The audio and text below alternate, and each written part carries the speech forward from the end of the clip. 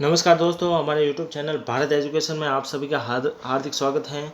हमारे पिछले वीडियो में जो आपने आशीर्वाद और प्यार दिया उसी को देखते हुए हम आज संविधान सभा से परीक्षा में किस प्रकार सवाल बनता है और किस प्रकार से हमें अटेंड करना है उसको हम लेके आए हैं। तो हम बिना विलम्ब किए पहले क्वेश्चन की ओर बढ़ते हैं। अभी तक हमारे YouTube चैनल को आपने सब्सक्राइब नहीं किया हो तो कृपया करके सब्सक्राइब कर दीजिए। अब पहले क्वेश्चन की ओर बढ़ते हैं कि भारत में संविधान सभा के गठन का सर्वप्रथम विचार किसने दिया? अ. नेहरू रिपोर्ट 1928 में, ब. एम.एन. रॉय 1937 ने, स. महात्मा गांधी 1924 में और द. बाल गंगाधर तिलक ने। तो दोस्तों इसका सही आंसर ब ऑप्शन राइट हो जाएगा। एम.एन. रॉय 1937 में। एम.एन. रॉय जो थे वो भारत में साम्यवादी आंदोलन के प्रेरणा की शुरुआत भी की थी। और फिर दूसरे क्वेश्चन की ओर बढ़ते हैं। किस योजना के तहत संविधान सभा का गठन हुआ था?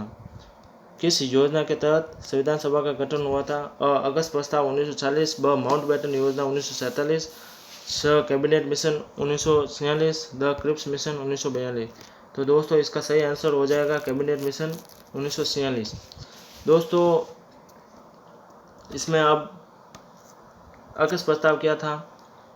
अगस्त प्रस्ताव 8 अगस्त 1940 को वायसराय लॉर्ड लिनलिथगो ने प्रस्तुत किया था। इसमें दो बातें महत्वपूर्ण थी। एक तो भारत को डोमिनियन स्टेट घोषित करना और दूसरी बात थी कि संविधान सभा का प्रस्ताव। तो दोस्तों क्वेश्चन बन सकता है पहली बार अंग्रेजों के द्वारा संविधान सभा का प्रस्ताव कब रखा गया? तो दोस्तों इसका आंसर होगा अगस्त प्रस्ताव। फिर माउंटबेटन योजना क्या थी? इसी के तहत भारत का विभाजन हुआ था। 3 जून 1947 को माउंटबेटन योजना के तहत भारत का विभाजन हुआ था। कैबिनेट मिशन के तहत संविधान सभा का गठन हुआ था और क्रिप्स मिशन 1942 में आया था, जिसमें महात्मा गांधी ने द पोस्ट डेटेड चेक भी कहा था। कई बार प्रश्न पूछा जा चुका है कि the post dated cheque Cripps mission ने किसने कहा था? तो महात्मा गांधी ने कहा था।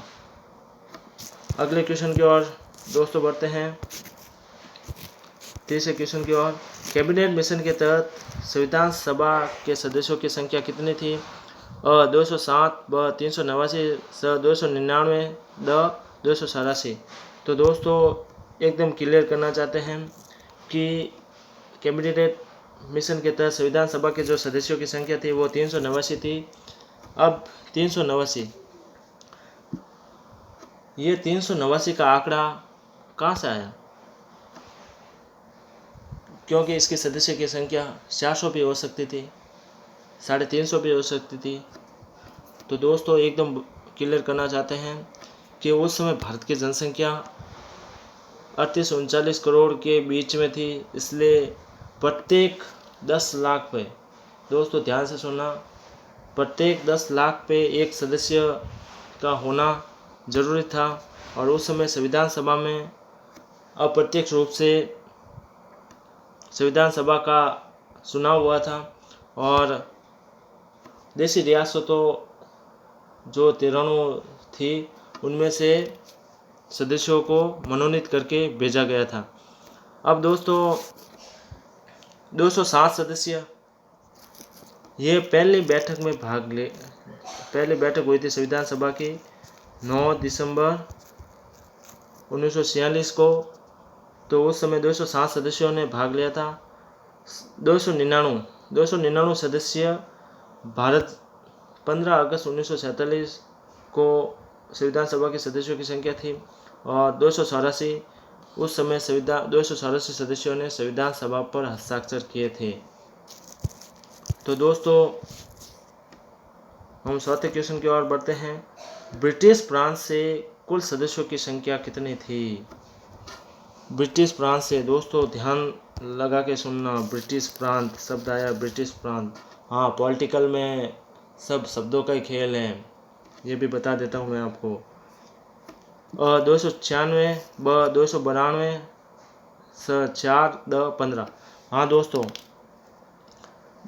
कई मेरे दोस्त हैं जो चिन्ह करके आ जाते हैं। जी नहीं दोस्तों, ये एकदम गलत हैं। यदि आपको क्वेश्चन पूछे कि ब्रिटिश भारत से कितनी संख्या थी, तो हमें 296 जवाब देना है। ब्रिटिश भारत को हम 2 भागों में बांट सकते हैं। 296 को हम 2 भागों, ब्रिटिश भारत को 2 भागों में बांटेंगे, तो एक तो 292 हो जाएगा और दूसरा हो जाएगा 4 सदस्य। 292 जो ब्रिटिश प्रांत से थे और 292 सदस्य जो ब्रिटिश प्रांत से थे, और 4 सदस्य जो हमारे चीफ कमिश्नरी प्रदेश थे उस समय, उनकी सदस्य संख्या 4 थी।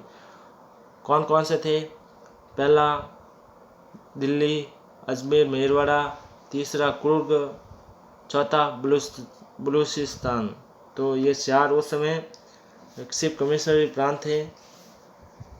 और ये 15 सदस्य राजस्थान से संविधान सभा में लिए गए थे। कई जगह हमको ये आंकड़ा 14 का भी मिलता है।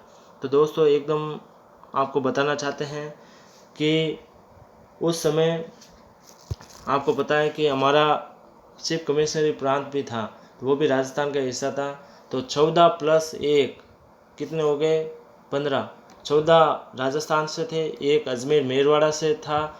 अजमेर मेरवाड़ा से मुकुट बिहारी लाल भार्गव उस समय संविधान सभा से चुने गए थे। फिर आगे की ओर हम बढ़ते हैं। संविधान सभा के कुल कितने अधिवेशन हुए? कई जगह हमें देखने को मिलता है कि 11 अधिवेशन हुए हैं। तो दोस्तों एकदम बताना चाहते हैं कि कुल कितने अधिवेशन हुए हैं। तो हम 11 अधिवेशन प्लस 26 जनवरी 1950 को जो अधिवेशन हुआ था, उनको जोड़ते हुए कुल 12 अधिवेशन हुए हैं। तो संविधान सभा में कुल कितने अधिवेशन हुए? तो आपका आंसर राइट हो जाएगा 12 अधिवेशन। आगे के क्वेश्चन की ओर बढ़ते हैं। इनमें से कौन प्रारूप समिति में नहीं थे? हाँ, सभी को बता देते हैं। प्रारूप समिति, जिसको हम पांडुलिखन समिति भी कहते हैं, इसके अध्यक्ष डॉक्टर अंबेडकर थे और बाकी इसके 7 सदस्य, कुल मिला के 7 सदस्य थे, एक अध्यक्ष प्लस 6 सदस्य। तो इसमें से कौन सा सदस्य इसमें नहीं था? डॉक्टर अंबेडकर साहब खुद इसके अध्यक्ष थे। मोहम्मद सादुल्लाह, यह भी मुस्लिम लीग से इसके सदस्य थे। गोपाला स्वामी, ये भी थे। अलादी कृष्ण स्वामी अय्यर, ये भी थे। के.एम. मुंशी साहब, ये भी थे। और टी.टी. कृष्णा माचारी, ये भी थे। एन. माधवराव, ये भी थे। तो इसका फिर बी.एन. राव इसके सदस्य, प्रारूप समिति के सदस्य नहीं थे, और शशिदानंद सिन्हा इसके सदस्य नहीं थे। तो हमारा सही आंसर 2 हो जाएगा, बी.एन. राव और शशिदानंद सिन्हा। बी.एन. राव जो कि हमारे संवैधानिक सलाहकार भी थे, इन्होंने वर्मा का संविधान भी लिखा और सर्वप्रथम भारत से अंतर्राष्ट्रीय न्यायालय में न्यायाधीश होने का इनको गौरव प्राप्त है। शशिदानंद सिन्हा जो 9 दिसंबर 1946 को जो बैठक हुई थी, उनकी अध्यक्षता की थी। तो इसका आंसर हमें द राइट हो जाएगा। फिर संविधान सभा में कुल कितनी महिलाएं थी? ये दोस्तों बहुत अच्छा क्वेश्चन है और कई बार परीक्षा में पूछा भी जाता है, तो और हम कंफ्यूज भी हो जाते हैं। तो दोस्तों संविधान सभा में कुल कितनी महिला थी? तो कुल 15 महिला संविधान सभा में थी। जब पहली बैठक हुई थी 9 दिसंबर 1946 को, उस समय 9 महिलाओं ने भाग लिया था और उस समय संविधान सभा में एकमात्र मुस्लिम महिला थी जिसका नाम अयाज रसूल था। फिर हम आगे की क्वेश्चन की ओर बढ़ते हैं। 8वें क्वेश्चन की ओर बढ़ते हैं। 26 नवंबर 1949 को, 26 नवंबर, सही नहीं दिख रहा है दोस्तों, 26 नवंबर 1949 को कुल कितने अनुच्छेद लागू हुए? तो दोस्तों एकदम क्लियर करना चाहते हैं, कई जगह हमें 15 भी मिलेगा, कई जगह 16, तो इसका सही आंसर 16 होगा। कैसे बता देता हूँ मैं आपको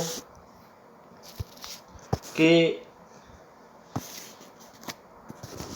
पहले तो कौन कौन से अनुच्छेद लागू हुए, 5, 6, 7, 8, 9। इसमें देखो कि 355वां अनुच्छेद जब हम शामिल करते हैं तो इसमें कुल 16 अनुच्छेद हो जाते हैं। इसमें 393वें अनुच्छेद में भारत का संविधान का शीर्षक दे रखा है। 394 में कि उसमें दो बातें दे रखी हैं कि 16 अनुच्छेद लागू हो गए और कब लागू हो गए, 26 नवंबर 1949 को। और दूसरी बात दोस्तों ये भी दे रखी हैं कि बाकी अनुच्छेद 26 जनवरी 1950 को हो गए। ये 397वां अनुच्छेद में दे रखा है। फिर 355वां अनुच्छेद में क्या दे रखा है, 15 अगस्त 1947 से संविधान निर्माण तक भारत की जो शासन व्यवस्था है वो 1935 के अधिनियम के तहत चलेगी। दोस्तों आगे के क्वेश्चन की ओर बढ़ते हैं, 9वें क्वेश्चन की ओर। संविधान सभा के प्रमुख कार्य लिखो। संविधान सभा के प्रमुख कार्य कौन कौन से थे? और संसद के रूप में कार्य करना, ब संविधान निर्माण का कार्य करना, स इनमें से केवल ब, और द इनमें से दोनों। तो कौन सा क्वेश्चन राइट हो जाएगा? तो हम देखते हैं दोस्तों कि संविधान सभा के संसद के रूप में भी कार्य करता था और संविधान निर्माण का भी कार्य करता था। जब संसद की तो इसका सही आंसर हो जाएगा इनमें से दोनों। जब संसद के रूप में संविधान सभा कार्य करते थे तो उसकी अध्यक्षता जीवी मावलंकर साहब करते थे, और संविधान निर्माण का कार्य करते थे उस समय उसके अध्यक्षता डॉक्टर राजेंद्र प्रसाद करते थे। तो दोस्तों देखो कि हमारा पहला जो संशोधन हुआ है, जो संविधान संशोधन हुआ है वो 1951 में हुआ है, और हमारी लोकसभा का गठन 1952 में हुआ है। तो हमारे मन में क्वेश्चन उठता है कि उस समय जब लोकसभा 1952 में बनी और 1951 में संशोधन हुआ, तो उस समय किसने संशोधन किया? तो उस समय संविधान सभा ने संसद के रूप में कार्य करते हुए ही संशोधन किया है। उस समय 9वीं अनुसूची जो भूमि सुधार से संबंधित वो जोड़ी गई थी, और प्रथम संविधान संशोधन 1951 में हुआ था। अब आगे के क्वेश्चन की ओर बढ़ते हैं। 10वें क्वेश्चन, प्रथम संविधान संशोधन कब हुआ? दोस्तों हमने पिछले क्वेश्चन में बात की थी 1951 में, तो इसका सही आंसर 1951 हो जाएगा। फिर आगे के क्वेश्चन की ओर बढ़ते हैं। संविधान सभा में डॉक्टर अंबेडकर का चुनाव कहाँ से हुआ था? संविधान सभा में डॉक्टर अंबेडकर का चुनाव कहाँ से हुआ था ये देखना है। पूर्वी बंगाल से, ब उत्तरी प्रांत से, स बॉम्बे से, द बंगाल से। तो दोस्तों पहले इसके बारे में जो एक बात है वो हम देख लेते हैं कि जब संविधान सभा बनी थी उस समय डॉक्टर अंबेडकर का चुनाव पूर्वी बंगाल से हुआ था। जब भारत का विभाजन हो गया तो पूर्वी बंगाल पाक में चला गया, तब एक संविधान सभा के बीच में एक समस्या खड़ी हो गई, क्योंकि अंबेडकर का रहना संविधान सभा में बहुत ज़रूरी था। इसलिए बॉम्बे से एक सदस्य थे M.R. जयंकर से इस्तीफा दिलाकर बॉम्बे से उनको संविधान सभा का चुनाव लड़ाया गया और संविधान सभा का सदस्य बॉम्बे से बनाया गया है। तो अंबेडकर कहाँ से संविधान सभा के सदस्य थे? तो बॉम्बे से। अगले क्वेश्चन की ओर बढ़ते हैं। निम्न में से कौन सा कथन गलत है? कौन सा कथन गलत है ये बताना है। संविधान सभा जातिगत संस्था है, ये सर्चिल ने कहा था, एकदम राइट आंसर। संविधान सभा हिंदुओं की संस्था है, ये एकदम राइट आंसर साइमन ने कहा था। संविधान सभा कांग्रेस की संस्था है, ये ऑस्टिन ने कहा था, एकदम राइट आंसर। तो इसमें गलत बताना है, तो इनमें से कोई गलत नहीं है। अब आगे के क्वेश्चन की ओर बढ़ते हैं हम। 12वां क्वेश्चन, इनमें से संविधान सभा द्वारा किया गया कार्य सही नहीं है। एक तरफ संविधान सभा का कार्य लिखा गया, एक तरफ दिनांक लिखी गई है। इसमें पहला है राष्ट्रीय ध्वज 22 जुलाई 1947 को स्वीकारा था, बिल्कुल राइट आंसर है। राष्ट्रीय गान 26 जनवरी 1950 को और राष्ट्रीय गीत 26 जनवरी 1950 को। तो इसका राष्ट्रमंडल की सदस्यता यह सही नहीं है, क्योंकि राष्ट्रमंडल की सदस्यता जो थी वो मई 1950 में ली गई थी। तो इसका सही आंसर 2 हो जाएगा। 13वें क्वेश्चन की ओर बढ़ते हैं। संविधान निर्माण में कुल कितने रुपए खर्च हुए? और 61 लाख, 62 लाख, 63 लाख या 64 लाख? तो दोस्तों कई बार ये प्रश्न पूछा भी जा चुका है। तो संविधान निर्माण में कुल 67 लाख रुपए खर्च हुए हैं, ये भी ध्यान रखना है हमें। फिर 14वें क्वेश्चन की ओर बढ़ते हैं। संविधान सभा के पहली बैठक की अध्यक्षता की थी? तो दोस्तों संविधान सभा की पहली बैठक हुई थी 9 दिसंबर 1946 को। उस समय सबसे बुजुर्ग व्यक्ति थे सच्चिदानंद सिन्हा, उस बैठक की अध्यक्षता की थी। और जो 11 दिसंबर को जो बैठक हुई थी उस समय सर्वसम्मति से स्थायी अध्यक्ष डॉक्टर राजेंद्र प्रसाद को चुना गया था। तो संविधान सभा की पहली बैठक की अध्यक्षता सच्चिदानंद सिन्हा ने की थी। फिर अगले क्वेश्चन की ओर बढ़ते हैं। संविधान सभा पर अंतिम हस्ताक्षर किसने किए? तो दोस्तों बताना है संविधान सभा पर अंतिम हस्ताक्षर किसने किए? तो इसमें ऑप्शन है अ डॉक्टर राजेंद्र प्रसाद, ब पंडित नेहरू, स सच्चिदानंद सिन्हा, द डॉक्टर अंबेडकर। तो इसमें देखो सबसे पहले संविधान सभा, ऐसा क्वेश्चन आ जाए कि संविधान सभा पर सबसे पहले हस्ताक्षर किसने किए, तो इसमें पंडित नेहरू आएगा। और अंतिम हस्ताक्षर डॉक्टर राजेंद्र प्रसाद ने किए। अंतिम हस्ताक्षर जो थे, अंतिम हस्ताक्षर डॉक्टर राजेंद्र प्रसाद ने किए। ये थे हमारे 15 सवाल जो कि हमने इनको सॉल्व किया और इसके हर बिंदु पर हमने प्रकाश डाला।